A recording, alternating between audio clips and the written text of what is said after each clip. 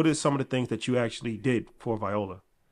So I was the CMO for Viola. So really one of the biggest things that I did during my tenure, well, there were a few things. So we were launching in new states constantly, right, at the time. And so one of the things we had done around the All-Star in Chicago, recreational cannabis became legal literally like weeks before All-Star. So it was a very unique time in Chicago, to say the least. And so figuring out how to create brand awareness and brand equity within that market was a lot of fun. And we had to do it really quickly because like cannabis changes every minute. Like there's some new legislation somewhere in some city about cannabis, right? And so staying on top of that was really important. But it was challenging for us because it's not federally regulated. And so how do you create scale around a brand that has legal nuances on a state by state basis? So I cannot take product X in Detroit to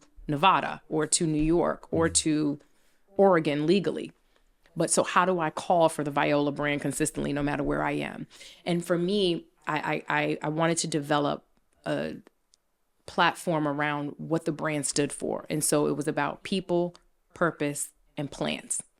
Right. That's what Viola is about.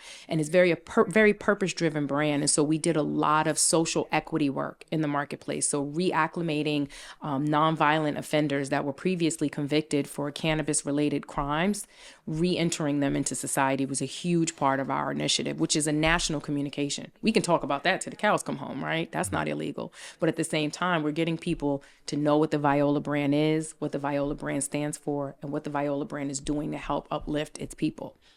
So we did a lot of campaigning and volunteer work and community work around that.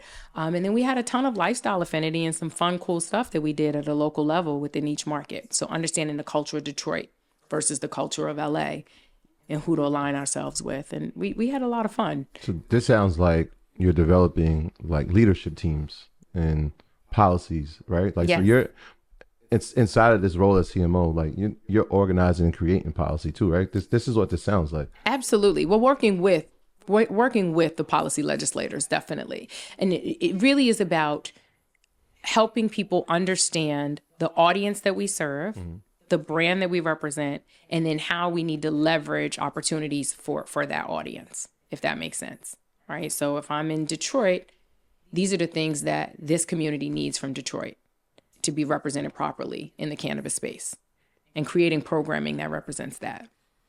So how do you know if you're getting a return on your investment? Like, Dollars, point blank period. There's a number. It's a number. but it's hard to track. So it's like, all right, if I put a billboard in Times Square, right, and it costs me $20,000 to put that billboard in Times Square, and I want to promote my album, and my album sells 20,000 copies the first week, I don't really know if that billboard helped. It's hard to track that. You don't know if the billboard had a direct impact, but you can do things like call to action. You can do QR codes. And so you can do all sorts of things to track specifically whether or not there was a conversion. That's called a conversion you're talking about within that specific initiative.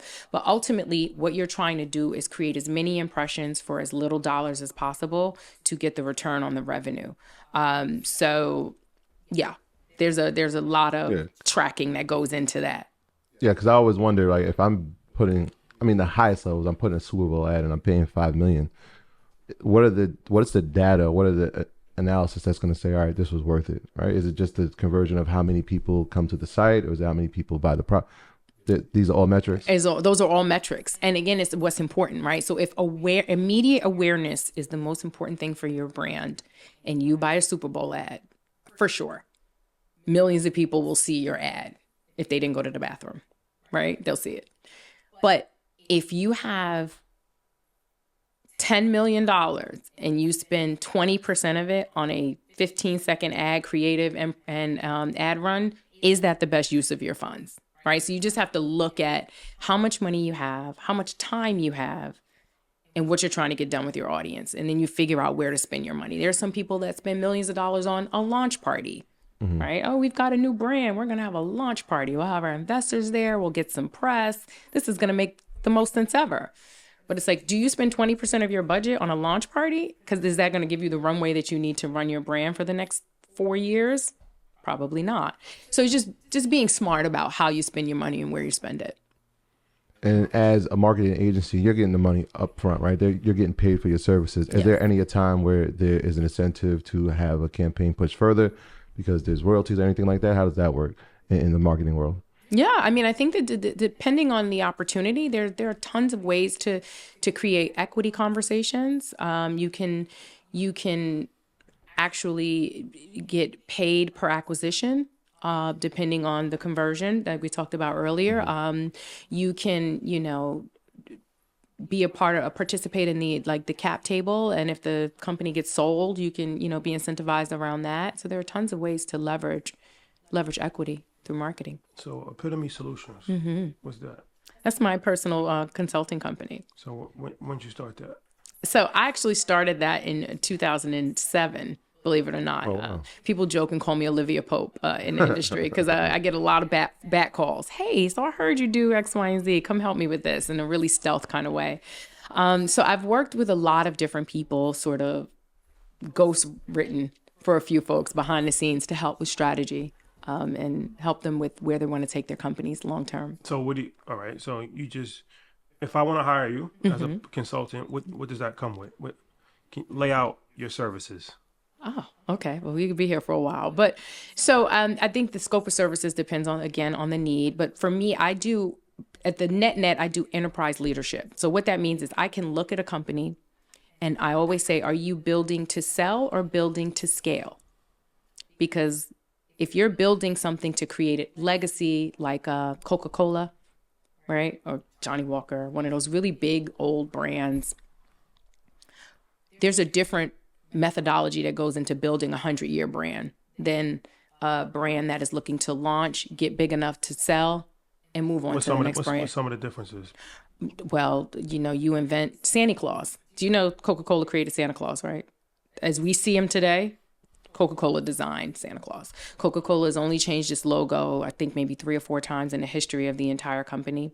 So when you think about the decisions you make around a brand that is a legacy brand that's long-term, you tend to move slower, broader, and be more strategic about how you're building the brand versus a brand that needs to get big quickly so that it can be valuable enough to sell and move on. So I liken it to when you buy a house. If you're buying a house to flip, are you going to put an $80,000 kitchen in the house?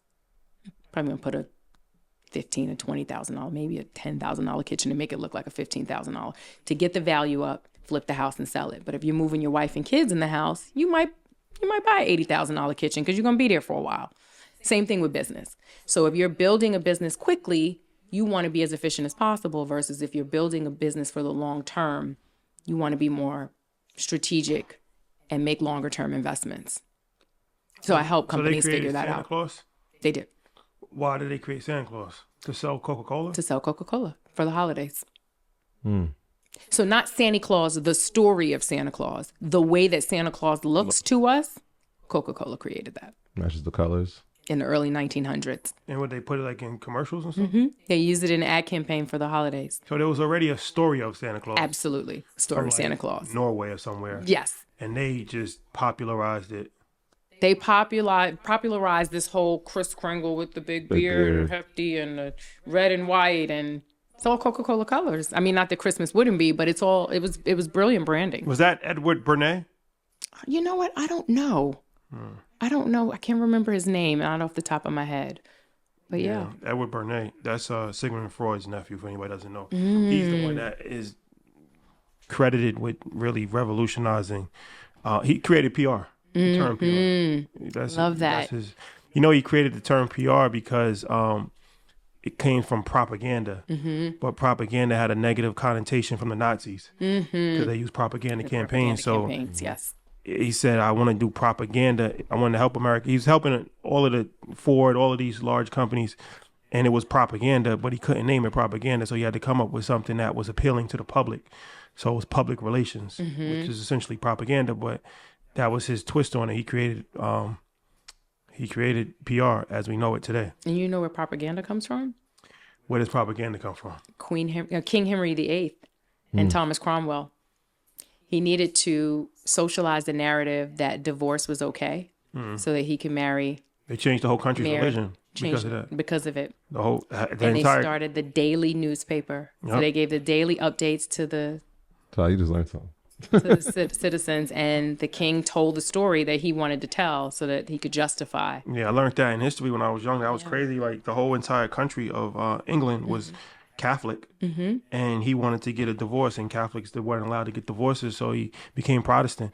And as a result, even now to this day, there's very little Catholics in the UK. It's a mostly Protestant country, all because one person wanted to get a divorce. Wanted to get a divorce. But then also with the Eric Bernays situation is interesting is that they were talking about cigarettes. So at the time, like in the early 1900s, like the cigarette companies was having a very hard time because women, it was looked at as like unladylike to smoke cigarettes. So you got 50% of the population that's not smoking cigarettes. Now you're missing out on a lot of money. So he had to come up with a campaign to get women to smoke cigarettes. So he used women's rights as a way to get women. So he kind of made it a whole women's lib movement of empowerment. And that was where you see that commercial with the woman with the... Yeah, so it was like it had nothing to do with women empowerment, but he used the women empowerment narrative to make women feel like, oh, this is like revolutionary of me smoking. Like this is like me, breaking the norm. And in all reality, they just wanted them to smoke cigarettes. So it actually ended up probably giving millions of people cancer. So it's just interesting how storylines get shaped when you think you're doing it for one way, but it's really designed for another way. So what's interesting about that, remember I said the paradigm doesn't really shift, the people do? It's the same strategies, right? Like you're still tapping into people's passion points to get them to connect to whatever story you're trying to tell. The key as responsible marketers is to figure out purpose-driven work around what you're doing. And I think Gen Z is way smarter now. They don't want to be a part of your brand if you're not purpose-driven. They don't want to be a part of your brand if you're not doing something to save the planet or save humanity or do things that matter, right? They just don't even want to do it. So as marketers, certainly we can use that methodology, but we got to really live it with this new audience because they want authenticity. Yeah, have there been times, because as you're saying this, I'm thinking, have there been times when you've been put in front of brands and you're saying morally, this doesn't even make sense. I can't align because it doesn't match my personal moral standard. Absolutely. And Yeah. I don't do it. Yeah. I've never sold anything that I didn't believe in or market anything that I didn't have some sort of affinity or authentic connection to. So what are some of the mistakes that happen? Because from both sides, from people, entrepreneurs and brands that are coming to you, that mistakes that they make, but even from your side, what are some mistakes that you see marketing execs make on both ends? Like I'm sure throughout your years, you've seen plenty of things, learned from plenty of things. What are some of the things that people should be looking out for? I think businesses, we always have a saying in my community of people, me and Dia talk about it a lot. Marketing is not for creative. It's not to, we made a pretty picture. Now let's go hang it in an art museum. Marketing is to tap into your audience, to get them to understand your brand so that when they're making purchasing decisions, they're purchasing your brand. Ultimately, that's what marketing is for.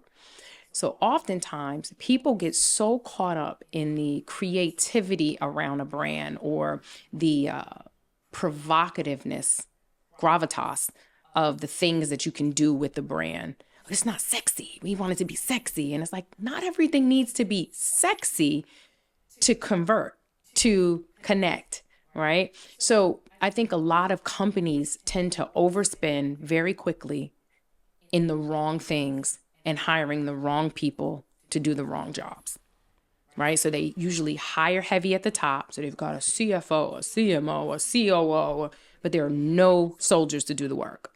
And you spend so much money in overhead, you have no money for those people to actively and effectively move your brand. So you've got $1 million CMO, but you don't have $1 million in a budget for the CMO to market.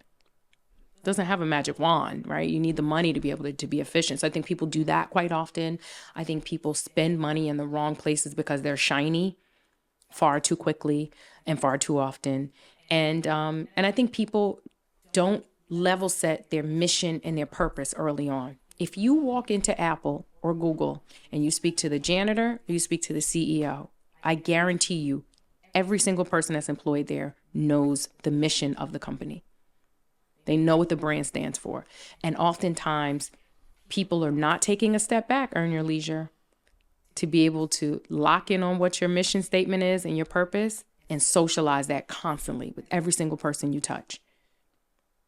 Because if everyone doesn't know where you guys as the leaders are going, no one's going in the same direction. And so many companies miss that mark. But the best brands know what their mission and purpose is through the line. How about from the marketing exec? What mistakes are they making, or have you seen being made? I think the same thing. I think they're oftentimes, I think with marketing executives, oftentimes we do what the easiest turnkey thing is that we know is going to work, right? So oftentimes, like for years, marketers would overspend money in television, right? Commercials, buy TV, because they want to have the CPM story. So the cost per thousand story. So I've only spent 5 cents per eyeball. I'm a winner as a marketer.